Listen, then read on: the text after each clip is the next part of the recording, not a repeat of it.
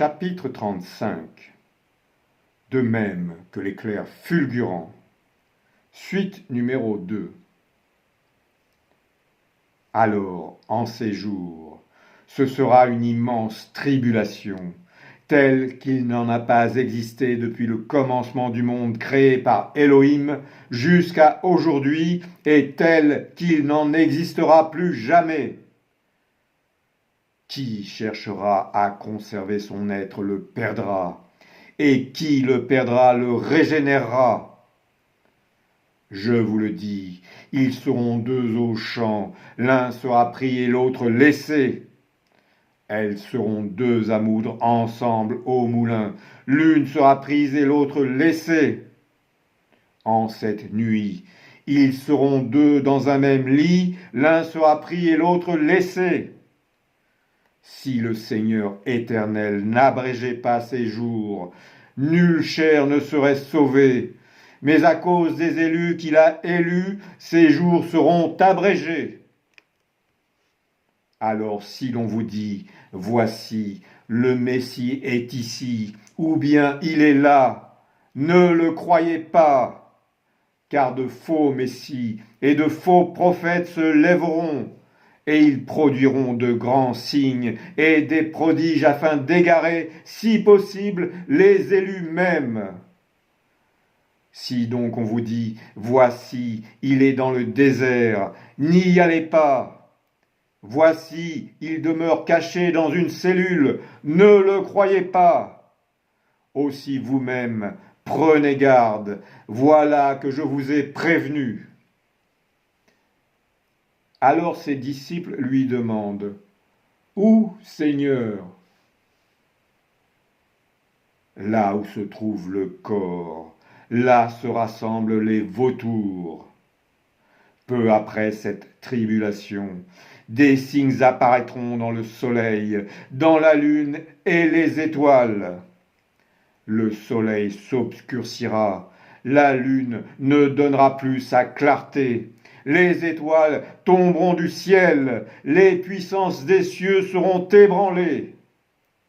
Sur terre, l'angoisse des idolâtres terrorisés par le fracas de la mer et des flots. Tremblant de frayeur, les hommes succomberont de peur dans l'attente de ce qui doit arriver sur le monde. Alors le signe du Fils de l'homme apparaîtra dans le ciel. Oui, tel l'éclair qui sort du levant et brille jusqu'au couchant, tel sera l'avènement du Fils de l'homme. Et tous les clans de la terre se lamenteront. Ils verront le Fils de l'homme venir dans les nuées du ciel avec une puissance éclatante et une gloire prodigieuse. Il enverra ses anges sonner avec force de leurs trompes. Ainsi, ils rassembleront les élus des quatre vents, des extrémités de la terre et des extrémités des cieux à toutes les autres extrémités.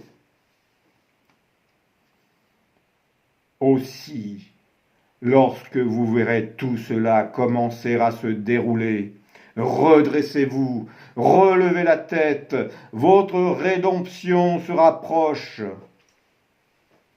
Apprenez la parabole du figuier. Dès que son branchage devient tendre et que ses feuilles poussent, vous savez que l'été est proche. Ainsi, quand vous verrez tout cela survenir, sachez-le aussi, le royaume d'Élohim se rapproche à la porte. Amen.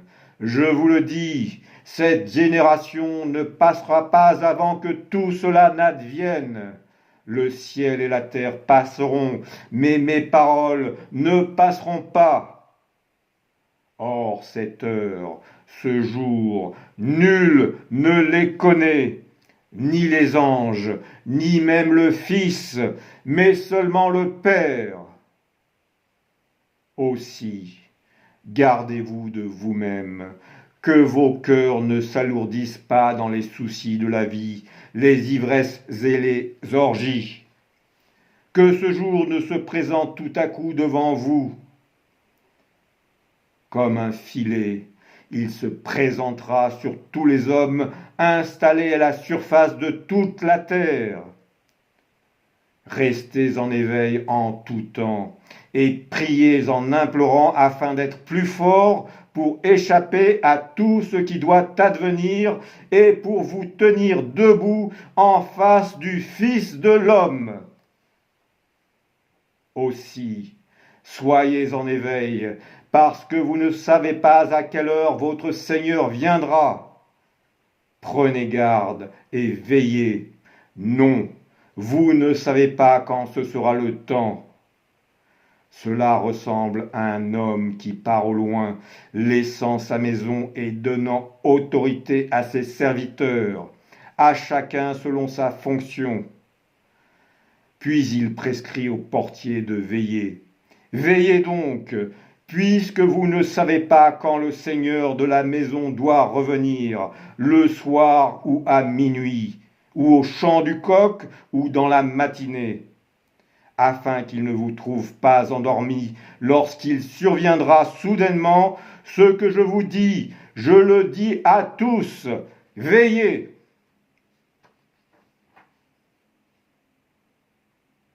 Alors le royaume des cieux sera tel 10 jeunes filles qui prennent leurs lampes et sortent à la rencontre de l'époux. 5 d'entre elles sont sages et 5 sont insouciantes. Les insouciantes, en prenant leurs lampes, n'emportent pas d'huile, mais les sages prennent avec leurs lampes des fioles remplies d'huile. Comme l'époux tarde à venir, elles s'assoupissent toutes et s'endorment. Au milieu de la nuit, un cri retentit. « Voici l'époux, sortez à sa rencontre !» Alors toutes les jeunes filles se réveillent et préparent leurs lampes. Les insouciantes disent aux sages, « Donnez-nous de votre huile, nos lampes s'éteignent. » Mais les sages répondent, « Et s'il n'y en avait pas assez pour vous et pour nous? Allez plutôt chez les marchands pour en acheter. » Mais tandis que les insouciantes sont parties pour acheter de l'huile, l'époux arrive. Les sages qui sont prêtes entrent avec lui à la noce, et la porte se referme. Quand les autres jeunes filles arrivent, elles implorent le Seigneur. « Seigneur, Seigneur, ouvre-nous !» Mais il leur répond, « Amen, je vous le dis, je ne sais qui vous êtes. » Alors veillez, car vous ne connaissez ni le jour, ni l'heure.